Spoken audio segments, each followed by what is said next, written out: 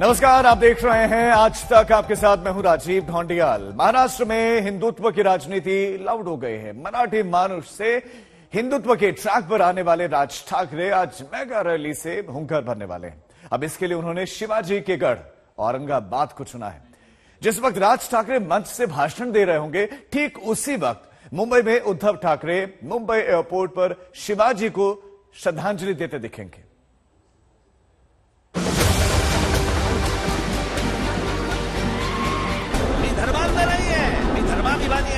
दादागिरी करून याल तर दादागिरी कशी मोडायची ते सुद्धा आम्हाला शिवसेना प्रमुखांनी हिंदुत्वाच्या व्याख्यात समजून सांगितलं। भाई भाई का झगड़ा है ना, तो मिठा के मिला दो लोगों को। वैसी महाराष्ट्र डे पर महाराष्ट्र की राजनीति और लाउड होने जा रही है। ठाकरे भाइयों में छोटे राज बड़ी सियासत की ओर कदम भर रहे हैं। इसका आगाज शिवाजी की नगरी औरंगाबाद से कर रहे हैं।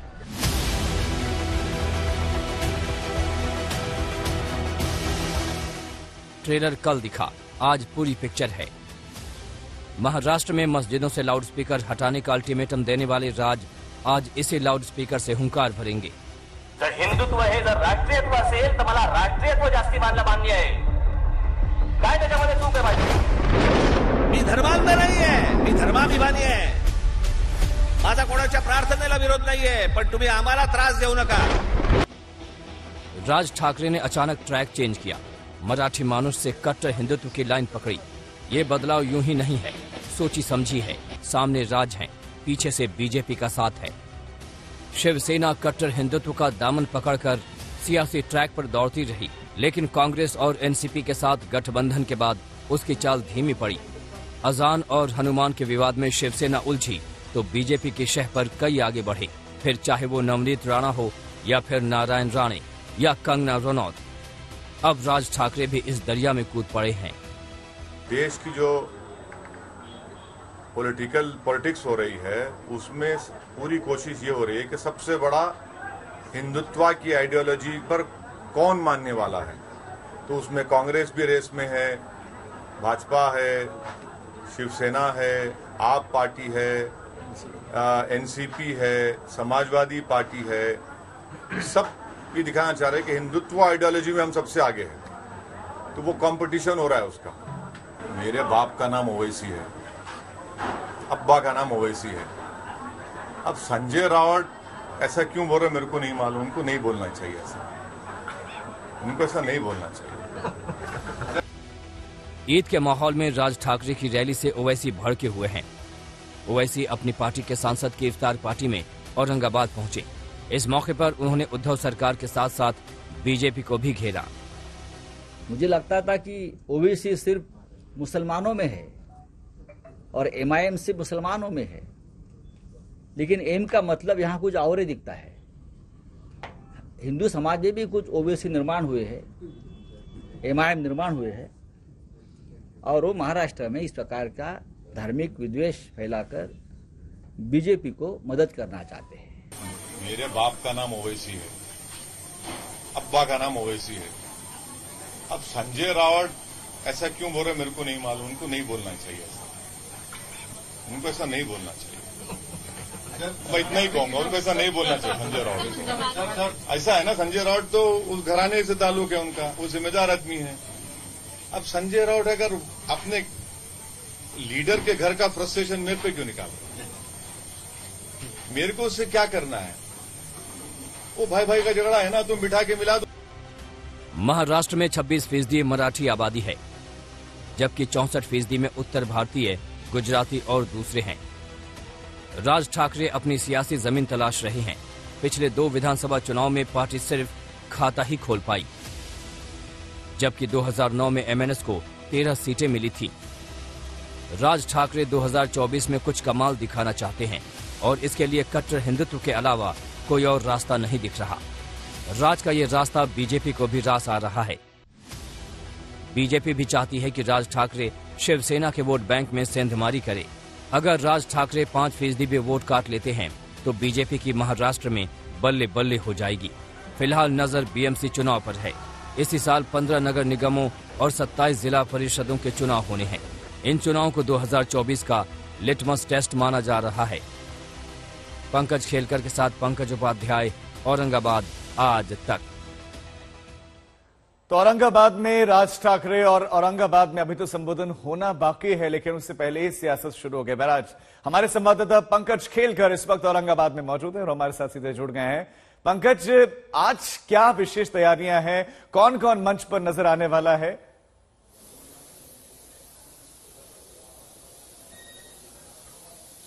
देखिए राजू, यहाँ औरंगाबाद में जो सांस्कृतिक मैदान है जहाँ पर हिंदू हृदय सम्राट बाला साहब ठाकरे सभा लिया करते थे, वहीं पर राज साहब ठाकरे की सभा होने वाली है। जो प्रमुख है खुद राज साहब ठाकरे तो है ही, उसके अलावा जो उनके बड़े नेता है जो राज साहब ठाकरे के साथ शुरुआती दौर से मन से जब से स्थापना हुई है तब से रहे, वो सारे नेता मंडली होंगे। लेकिन सबकी नजरें टिकी हुई है कि वसंत मोरे यहाँ पर होंगे या नहीं, क्योंकि पिछले 2 दिनों से वसंत मोरे जब से राज साहब ठाकरे पुणे का दौरा उन्होंने शुरू किया, 2 दिन पुणे में थे पर वसंत मोरे नदारत थे, वो वहां पर नहीं थे। और आज सबका ध्यान है कि वसंत मोरे मंच पर होंगे या नहीं।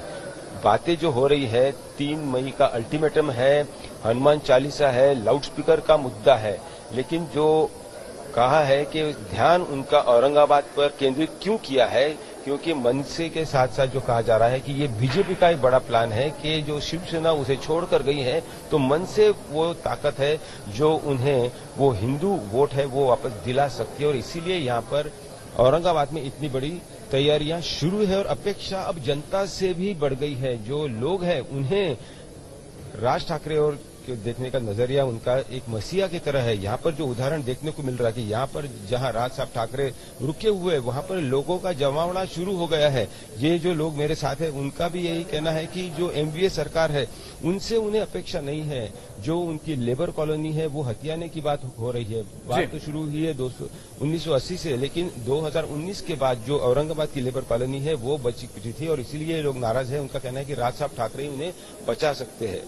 ठीक है पंकज, बहुत शुक्रिया आपका इस तमाम जानकारी के लिए। तो तैयारियां हैं और हजारों लोगों के आने की उम्मीद भी है। अब आगे बढ़ते हैं और रुख करते हैं बिहार के दरभंगा का, जहां पर इफ्तार को लेकर यूनिवर्सिटी में जंग छिड़ गई।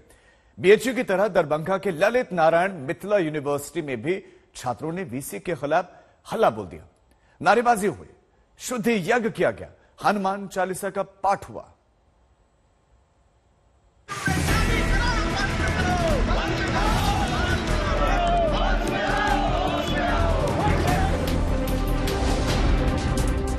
तस्वीरें 2 हैं, लेकिन मसला एक है।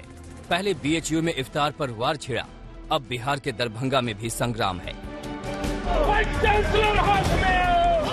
दरभंगा के ललित नारायण मिश्रा यूनिवर्सिटी के कैंपस में नमाज और इफ्तार पार्टी पर नारेबाजी शुरू हो गई। एबीवीपी के छात्रों ने वाइस चांसलर की सद्बुद्धि के लिए यज्ञ किया। मंत्रोच्चार के साथ हवन कुंड में आहुति दी गई।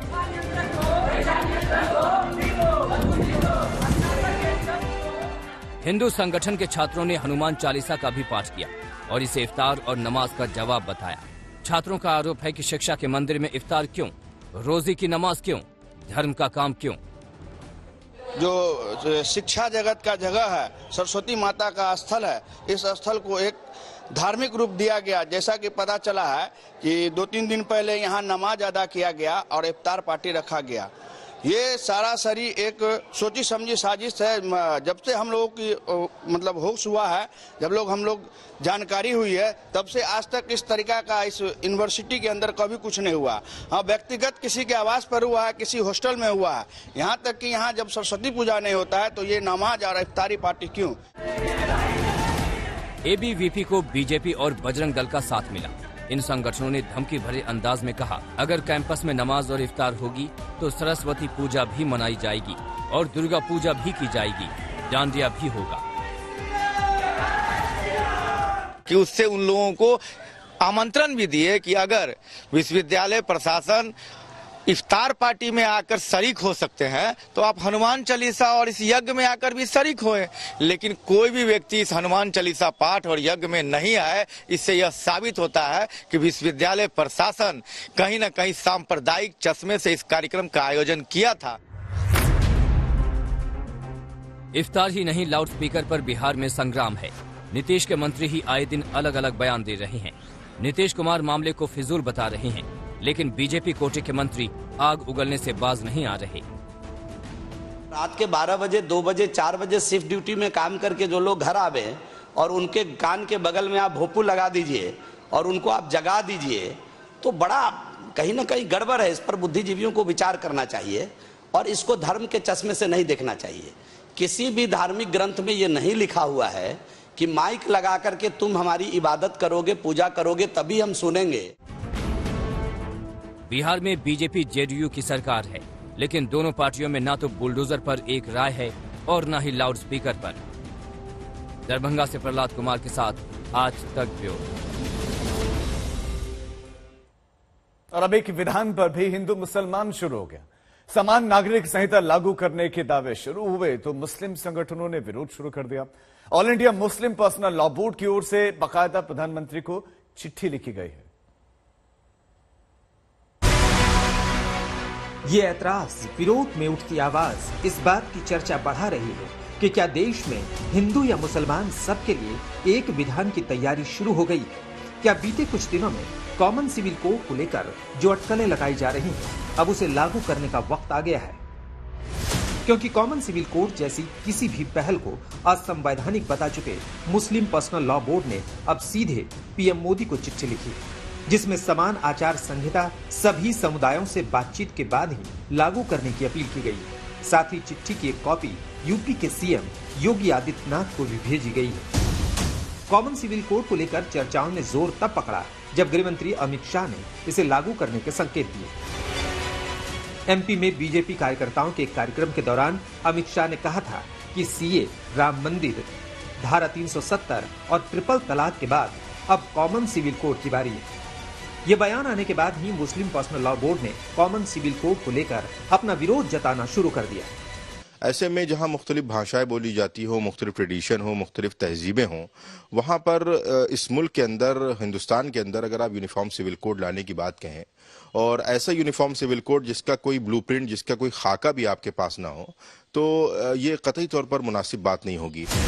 मुस्लिम पर्सनल लॉ बोर्ड और तमाम मुस्लिम धर्मगुरु कॉमन सिविल कोड को देश की भावना के खिलाफ बता रहे हैं। वहीं बीजेपी नेता उनके तर्कों पर सवाल उठा रहे हैं। All India Muslim personal law board जैसी संस्था को गंभीरता से लेना, ये खुद ही अपना एक लॉ बना के घूम रहे हैं देश के अंदर। इनके खिलाफ कार्रवाई होना चाहिए। इनको किसने इजाजत दी है कि ये देश के अंदर एक अपना पर्सनल लॉ बनाकर घूमेंगे? ये मुसलमानों का शोषण खुद ही कर रहे हैं। मुस्लिम पर्सनल लॉ बोर्ड हो, उसका क्या बयान हो, उसकी कोई टिप्पणी, उस पर तो जवाब नहीं दिया जा सकता। लेकिन हमारी सरकार सबके हितों के लिए कटिबद्ध है। दूसरी तरफ कोई फैसले हमने लिए हैं तो संविधान सम्मत नहीं है। समान नागरिक संहिता। तो फिलहाल समान नागरिक संहिता पर नया घमासान शुरू हो गया। सुकेश चंद्रशेखर एक ऐसा ठग था जैसे बॉलीवुड की हीरोइनों से दोस्ती का शौक था। वो उन्हें महंगे महंगे गिफ्ट्स देता था, उनसे नजदीकियां बढ़ाता था और फिर उन्हें अपने जाल में फांसता था।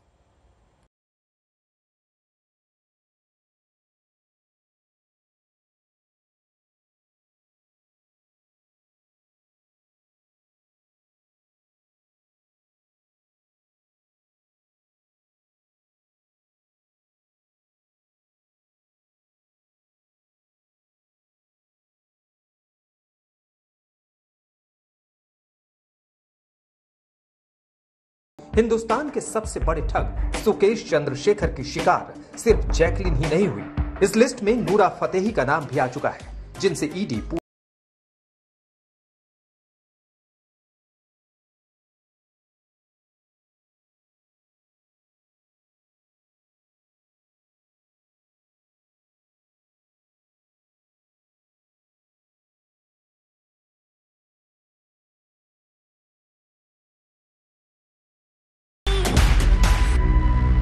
इतना ही नहीं, सारा अली खान, जानवी कपूर और भूमि पेडनेकर जैसे बॉलीवुड की दिग्गज अभिनेत्रियां भी शामिल थी।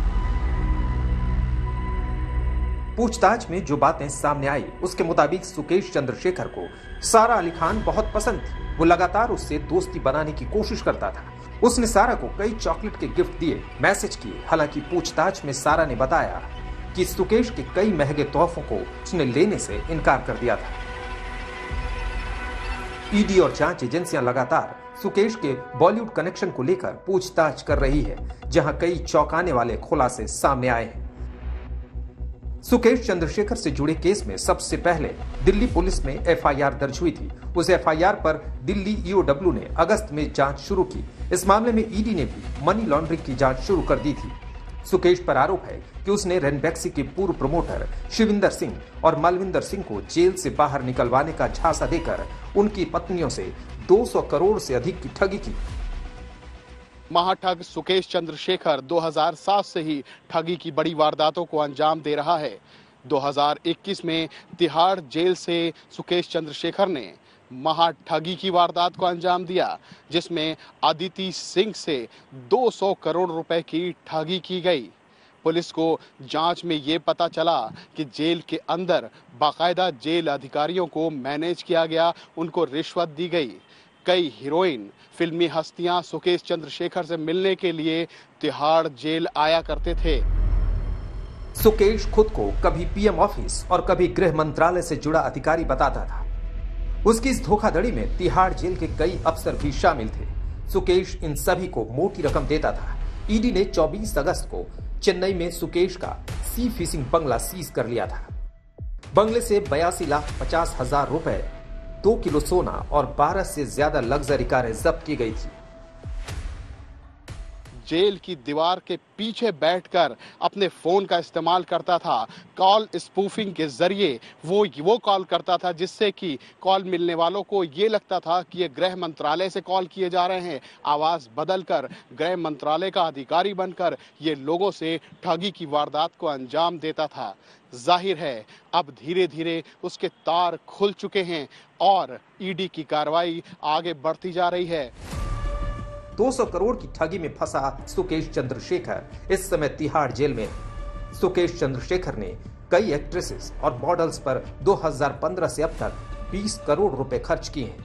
ईडी की जांच से पता चला है कि सुकेश हवाला के जरिए केरल में बड़ी रकम भेजता था और बाद में केरल में कुछ लोगों की ओर से आलीशान सामानों के लिए भुगतान किया जाता था।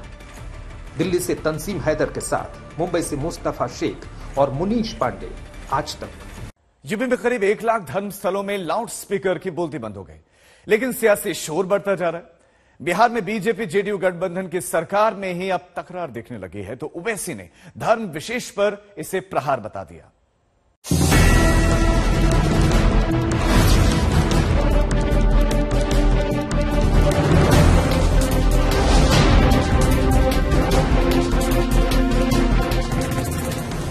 यूपी में लाउडस्पीकर की जबरदस्त लानत मलानत हो रही है। मुंडेरों से, मीनारों से, गुंबदों से लाउडस्पीकर की विदाई हो रही है। यूपी पुलिस तो हाथ धोकर लाउडस्पीकर के पीछे पड़ गई है, जैसे लाउडस्पीकर नहीं किसी हिस्ट्री शीटर को दबोचना हो।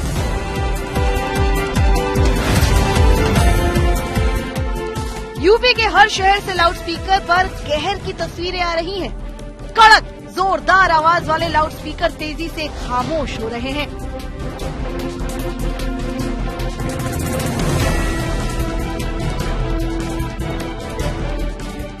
एक एक शहर की तस्वीर देखिए। कानपुर के ये लाउडस्पीकर आसमान से जमीन पर उतार दिए गए। मंदिर, मस्जिद, हर जगह लाउडस्पीकर से एक जैसा सलूक। हर तरफ लाउडस्पीकर से बेरहमी हो रही है। और अब अलीगढ़ की ये तस्वीरें देखिए। यहाँ तो लाउडस्पीकर को चुन चुनकर निशाना बनाया जा रहा है। ड्रोन से ठिकानों की तलाश कर ठिकाने लगाए जा रहे हैं ये बेचारे लाउडस्पीकर।